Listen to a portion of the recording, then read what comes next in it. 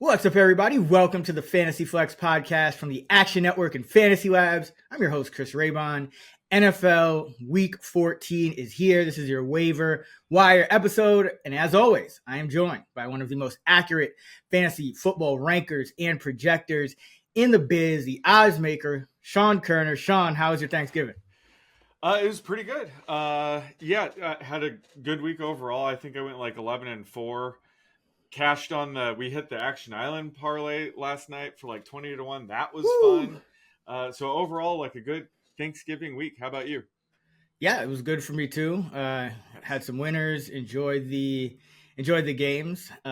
Interesting weekend Wild of football. week. Yeah, I mean, Good to see Russell Wilson and the Bengals and Steelers shoot it out. And another shootout. We got a shootout on Monday night, which was fun. So yeah, some good games and good Thursday game coming up this week with the Lions and the Packers. So yeah, feeling good. We'll get into our waivers for week 14. If you're listening, hopefully that means you've had a good year and you're gearing up for the playoffs. So we'll get right into quarterbacks. Before we do, a quick reminder, all of our fantasy football content is available right now over on fantasylabs.com. You can find all of our fantasy football rankings, projections, and more, fantasylabs.com. All right, Sean, quarterback. It's week 14. I'm sure some playoff teams have been streaming all year. So if you're still kind of, between quarterbacks, where are you looking on the wire heading into week 14? Yeah, it's not even between quarterbacks. There's 6 teams on a bye this week. And it's a pretty big hit to the quarterback position. So Lamar, Bo Nix, CJ Stroud, Anthony Richardson, Jaden Daniels are all on bye. So it's a week where even if you're set at quarterback, you probably need to add somebody. And you already mentioned him. I think Russell Wilson's a great streaming option this week. Maybe even like a potential QB1 the rest of the way if he keeps this up. But this is mainly a 1-week rental. Available in 64% of leagues at home against the Browns here. Obviously coming off that 400-plus yard passing game with 3 touchdowns. That was against a very weak Bengals defense. But, he's been very solid ever since he took over as starter. And last week, I think 8 different pass catchers had a 20-plus yard pass, which is pretty crazy. So he's spreading the ball around, getting those explosive plays. And this is a Browns defense that has struggled against the pass. They rank 27th in DVOA against the pass. They've allowed the most yards per reception to wide receiver. So this is a potential blow-up spot for George Pickens specifically. I'm high on Russell Wilson this week. He opens as my QB 11. Yeah, he's playing really well, better than I thought he would play. Yeah. I think most people thought he would play when taking over. We just didn't really see this, these last couple of years, but he's been on it this year. And I like how he came back from that early pick 6 against the Bengals. He didn't let that get him down or anything. So yeah, he's trending up. Another guy's trending up, Caleb Williams, available in 63% of leagues. Since the coordinator change, he's averaging 276 passing yards per game. He's thrown 5 touchdowns, no picks. Hasn't thrown a pick in a handful of games now. And also 6.3 carries per game since the coaching change for 42.3 rushing yards. And that's really raised his floor and his ceiling. He's scrambling more. That seems to kind of be, I guess, the direction from Thomas Brown, the new head coach now. And I really like that he played well against 2 of the top 2 defenses in the league. Minnesota is the number 2 defense by pass DVOA. He threw for 340 yards with a couple of scores against them, and Detroit threw for 256 and threw some scores against them as well. So no picks in either of those games, and those are the 2 top pass defenses. So like Caleb, going up against the Niners defense this week, that is another one that's played pretty well most of the year, but they're dealing with so many injuries right now that I don't even know if you'd call them a top pass defense. I know they got destroyed on the ground on Sunday night, but should be another spot where Caleb, trailing game script, gets to put up some numbers. All right, running back. And I mean, speaking of the 49ers, let's talk about their running back situation. Yeah, well, it's been a while since there's been somebody that's like actually worth a hefty bid on the wire, but we finally have one. And it's Isaac Guerrero, available in 92% of leagues. He's going to require a max fab bid. You're going to have to burn your number one waivers in order to get him, but this is the time and the type of player to do that with, because we really haven't seen that many starting running backs go down this year, and have their clear handcuff available. But, with both McCaffrey and Jordan Mason, getting placed on IR here, effectively ending their fantasy seasons, it should be Guerrero, who's going to be the lead back the rest of the way for the Niners, the rest of the season. I mean, Patrick Taylor could mix in as well, but Shanahan typically likes to just lean on one guy. So I think Guerrero is going to be, a solid RB2 the rest of the way. They took him in like the third or fourth round. He's an athletic freak, like a 99th percentile athletic freak.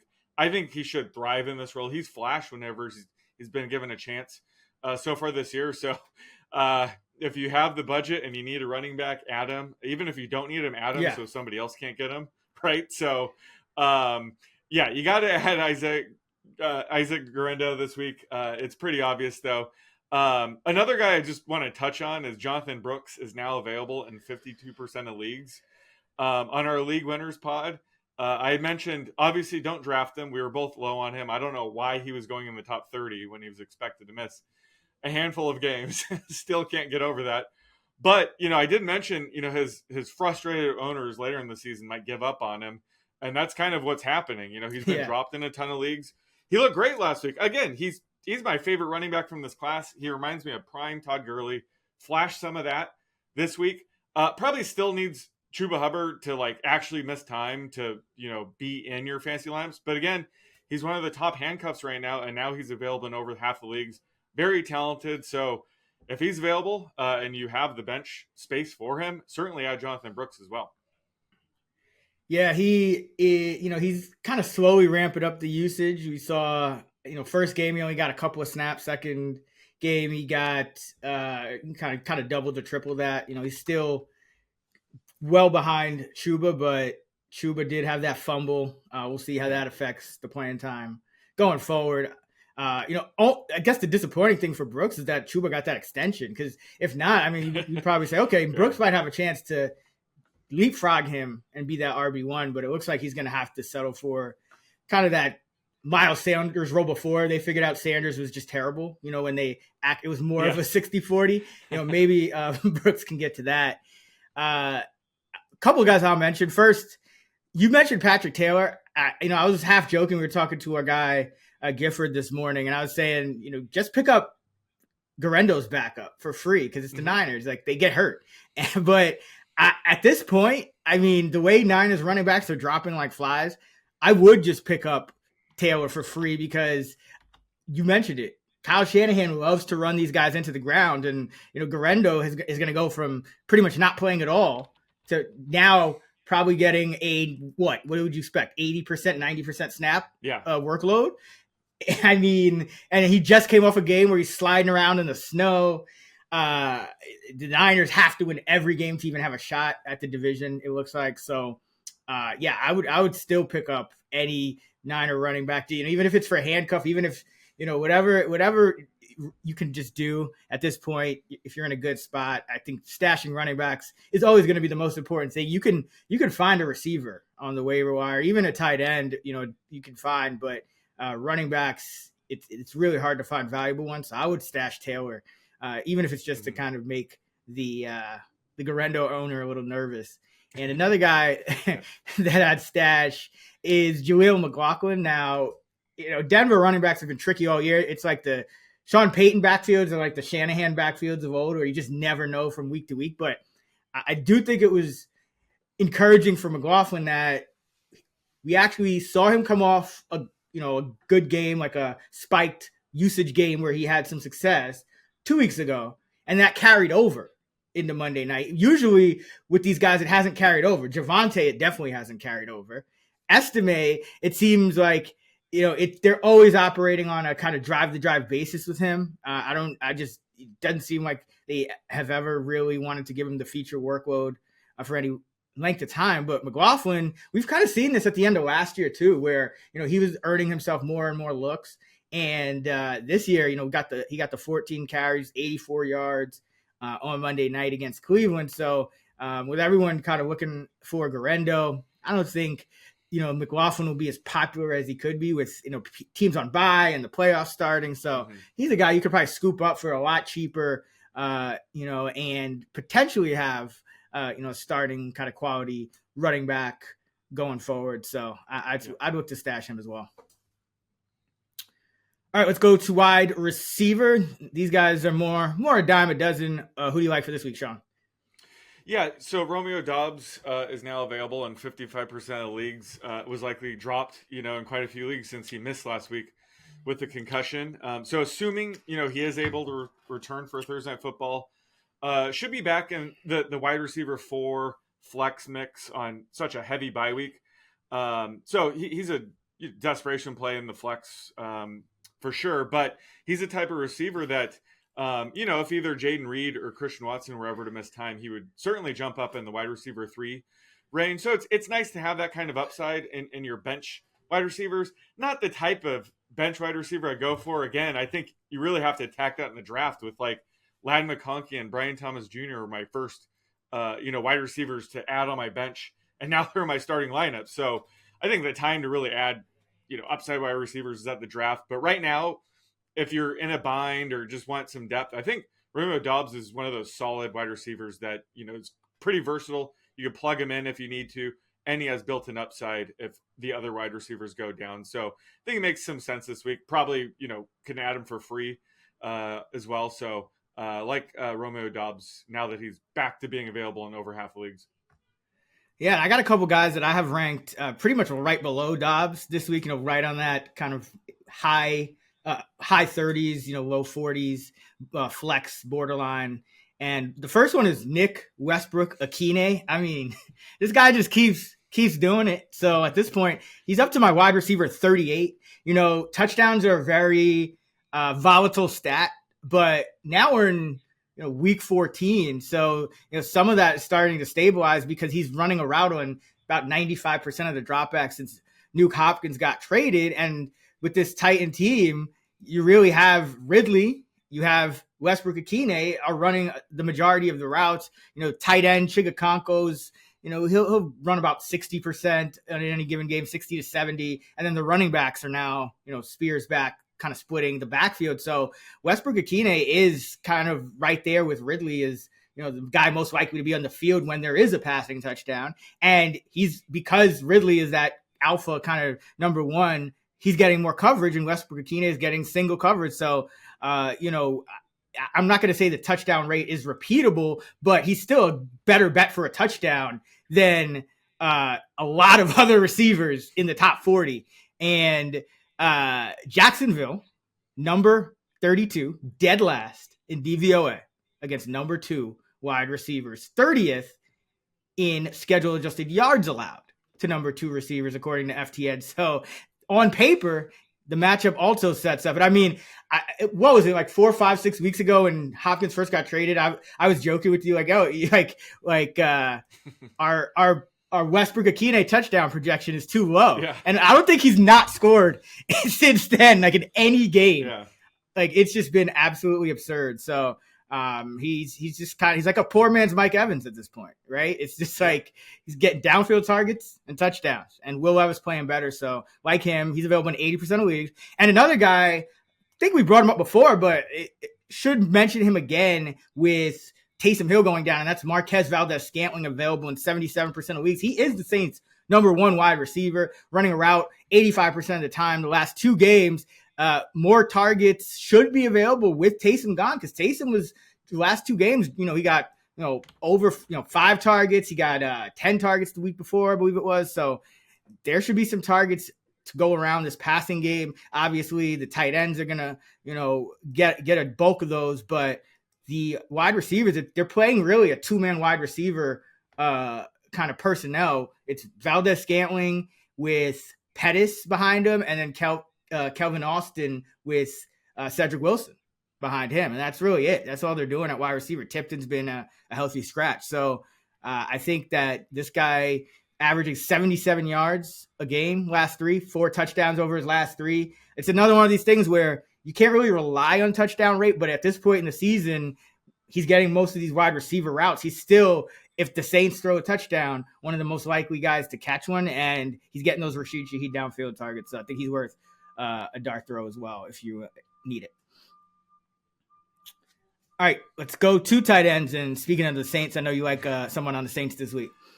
Yeah, so Juwan Johnson's available in 97% of leagues. And, this Taysom Hill injury, as unfortunate as it is going to provide just more snaps, rush attempts, targets throughout the entire team. But I think Juwan is arguably going to benefit the most. And we saw, last week he ran a route on 80% of Derek Carr's dropbacks. Could be even higher going forward with Hill out. And just kind of what you alluded to, their wide receiver room is so thin right now that, Juwan Johnson himself was a former wide receiver. Yep. So he's kind of the de facto number 3 wide receiver in this offense anyway. So Foster Moreau might step up, in Taysom Hill's absence, whatever the hell we're calling Taysom Hill, like a running back / tight end / quarterback. I just think Juwan Johnson could be like a 90% routes run rate kind of tight end going forward, which is massive. This week, they're facing a Giants defense that ranked 28th in DVOA against tight ends. They haven't allowed that much production, but if you look at their schedule, they've faced like nobody. So this is just, a good matchup for him too. But again, there's so many teams on a bye. I think he's going to step up with a massive role here. So he actually opens the week as my tight end 13. Yeah, he's in that range for me too. I think I got him 15, and Moreau I think is right outside the top 20 as well. The Saints offense, after being very confusing early in the year, it's really starting to condense with the injuries. Guy I'll talk about is I'm still waiting for him to catch a pass last week. Will Dissly. He's still available in 67% of leagues. But listen, the reason he's available in 67% of leagues is because he didn't do jack shit last week, and I'm sure a bunch of people dropped him. He's still a top 12 tight end for me. That's where we kind of are at the position. Kansas City allows the most schedule adjusted receiving yards to tight ends per game at 77.2 according to FTN. They're 20th in DVOA. Ladd McConkey's banged up, and none of the other wide receivers can catch a pass either. So at this point, if you really need a tight end, he's getting a 70% route rate. He could have a game that looked like Will Dissly last week, but he could also have a game that looked like Jonnu Smith last week. He's just got a wider range of outcomes. But I was looking for a guy because I was like, oh man, I don't want to. You put in Juwan Johnson, I was like, I don't want to have to talk about Will Dissly again after he just goose egged last week. But I can't lie to y'all. Like this is still a top 12 tight end for this week, and maybe going forward as well, because let's face it, the Charger wide receivers just aren't playing well outside of Ladd McConkey, and he's like getting banged up in every game. There's only a matter of time before he misses significant time. I mean, he had 117 of Justin Herbert's like 140 passing yards last week. Like this guy, like you talked about James Conner potentially getting injured. Like Ladd McConkey's now like at the top of my list of wide receiver potentially suffering like a devastating injury because it's so. Yeah, I hate to say it because it's painful, but. Will Dissly. Any thoughts on Dissly yourself? I know you were high on him too. Yeah. First of all, I think you put him in that line first, so I'm like, fine. I won't have to talk about him this week. No, you definitely put Juwan first because really? I was. Oh, okay. I'm pretty sure I was gonna. Juwan was right there on my list of like. Okay, I'm gonna talk about him. Yeah, well, I mean, I'm still. I have been a Will Dissly truther. I still am. If we're gonna make excuses for him, he did pop up on the injury report last week with that groin injury, so maybe that was. Playing into his 0-catch game quite a bit. But again, it's the tight end position. So if we were to drop everybody that had a bad game, there'd be nobody left except for Brock Bowers. So I agree. I think he's going to bounce back this week, especially if McConkey's out. I mean, my God, Will Dissly could catch 6-7 balls here. But I'm willing to kind of overlook that 0-catch game. They were busy just, watching Kirk Cousins throw interceptions. Run man. That many plays. So I think it was just a volume thing, really. So I think he's going to bounce back this week. If he is dropped in your league and you need a tight end, absolutely pick him up. Yeah, I mean, Will Dissly last week put up the same amount of production as Kyle Pitts. who went a lot higher than him in fantasy draft. True. Yeah, true. Oh, what a year. And no Taysom now. Now we got no Taysom. So, yeah, it's tough. Hopefully you just got Brock Bowers or Kelsey. All right. Defense, special teams. Seems like a theme here. Attacking a certain team that's playing another certain team that may or may not be tanking. Every week it seems like the Giants aren't that bad. Like the Giants and the Jets, have their spreads not just been inflated all season? I mean, I feel like every week I'm looking like, that's it. Like that's the number. True. But yeah, talk to me about the Saints here. Yeah. So the Saints are my streaming option this week, available in 71% of leagues. They face the Giants. Hit on the Cowboys as my streaming play last week against the Giants. Some guy was screaming at me about, oh my God, what a game. Yeah. Just, like that was the streaming play of the week. And some guy was screaming at me on Twitter about Will Disley. Fine, but don't talk shit about Will Disley. But he played the Texans defense. I don't know where he got that from. We were like, the Cowboys were my top 2 defense. What are you doing playing the Texans? I digress, though. We are attacking the Giants once again this week. It doesn't matter who's under center. It could be Drew Lock, Tommy DeVito. There's still plenty of sack potential, pick 6 potential. The Giants have the second lowest team total of the week. So, there's a reason the Saints are widely available. I get it. But, that's what the streaming life is when it comes to defenses. So they open the week as my number 2 streaming defense. So I think they're the play this week again. Yeah, the Saints looked a little bit rejuvenated. I know they lost some talent, Marshawn Lattimore, namely, but I just don't think they were very motivated under Dennis Allen. I think his message has just gotten stale because they came out, they held the Rams in check for pretty much the entire first half of that game. I know they ended up losing, but they look pretty good. And the Giants, they're just not serious right now. They're giving up the 3rd most fantasy points to defenses, 10 sacks over the last 2 games with 2 different quarterbacks. And Saints are my number 2 defense on the week. So keep attacking the Giants. Number one is Eagles, right? Who is number? Gotta be still just because they're so good. Yeah, they're just so good. But it's called only 1/10 of a point. So any little adjustment, as the week progresses, that could flip. Because I will say, like the Panthers they're actually playing well on offense. Yep. So it's just more of like an average defense versus a terrible offense, or a great defense versus a trending up offense. So we'll see how that goes. But either way, Saints, they're the ones available. People already have the Eagles defense, although some people probably dropped them facing Baltimore. All right, kicker. It seems like a familiar name that you're going to talk about. What you got? Well, just FYI, our boy Will Reichert might be returning this week, so keep your eye on that. But I'm going with Chase McLaughlin here at home against the Raiders. I still think he's one of the more underrated kickers in the league. He's made over 90% of his field goals now for the 2nd straight season. And that's despite, attempting a lot of longer kicks. Again, he's 7 for 9 from 50 plus this year. The Bucks have, right around the 3rd highest team total of the week. So should see plenty of kicking opportunities, considering they're 7-point favorites against the Raiders. They're going to be more willing to be conservative and settle for field goals if that, situation arises. But again, this is in Tampa.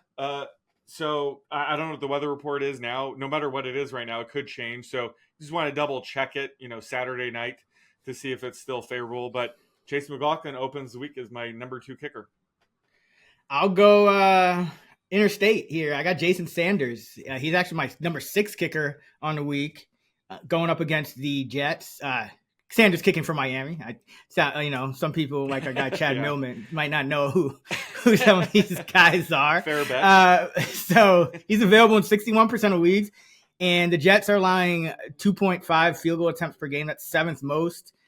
Sanders has double-digit points 3 of his last 4 games. He's only missed 4 kicks all year, so he's been pretty consistent. Same thing. Weather looks decent right now in Miami. Obviously check, but Miami has the 6th highest implied total at 25.75. So should be some kicking opportunities for Sanders in this one. All right, that's going to do it for our Week 14 waivers episode here on the Fantasy Flex. Be sure to subscribe to the pod. to make sure you don't miss an episode all season long. And don't forget to check out fantasylabs.com for all of our fantasy football content. You can use code FLEX40, FLEX40, for $40 off. And you can find Sean on X at @_oddsmaker. I'm at Chris Raybon, over at those same handles on the free award-winning Action Network app.